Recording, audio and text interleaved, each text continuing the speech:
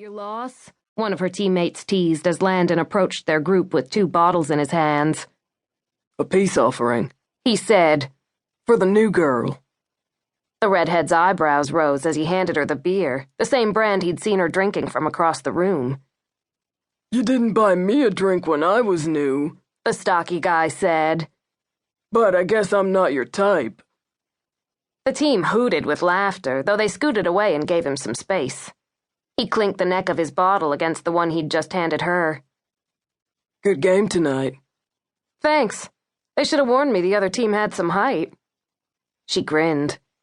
He'd noticed her great smile from across the court earlier, but it was even better now that it was focused only on him. "I'm Landon." He offered a handshake. "Landon Vista."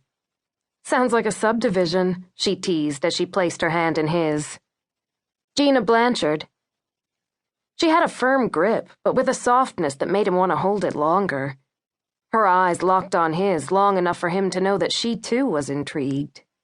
He liked her confidence, the way she stood her ground. "You've played a game or 2 of volleyball before." "University of Tennessee." She slid her hand away, her fingertips lingering on his. "And you played football at FSU." Ah, so she did know who he was. He normally disliked his regional celebrity and the people who'd fawned over him during his playing days, and since that time, those pitying looks that implied he should have done more with his football talent. But in this case, the notoriety seemed to be working in his favor. "You a Seminoles fan?" The garnet and gold of the Florida State Seminoles blanketed this college town, which pretty much made him a hero to the local fans, whether he liked it or not. Her ponytail floated in a gentle swish behind her as she shook her head. "Just here for the summer, an internship at a local nonprofit for law school." Stacked and smart.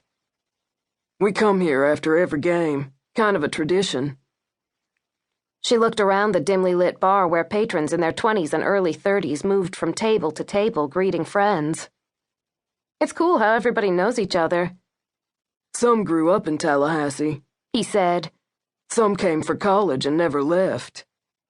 He'd always liked the small-town feel of the place. "Seminole blood gets in your veins." "That must make you a pretty important guy around here." She gave him a teasing grin as she raised the beer to her lips. "Yeah, I used to be a real player, till some girls started blocking all my shots in volleyball." She laughed. "My mom used to tell me to take it easy on the boys on the playground." The chorus of a country song bellowed from the jukebox. Several people in the crowd joined in.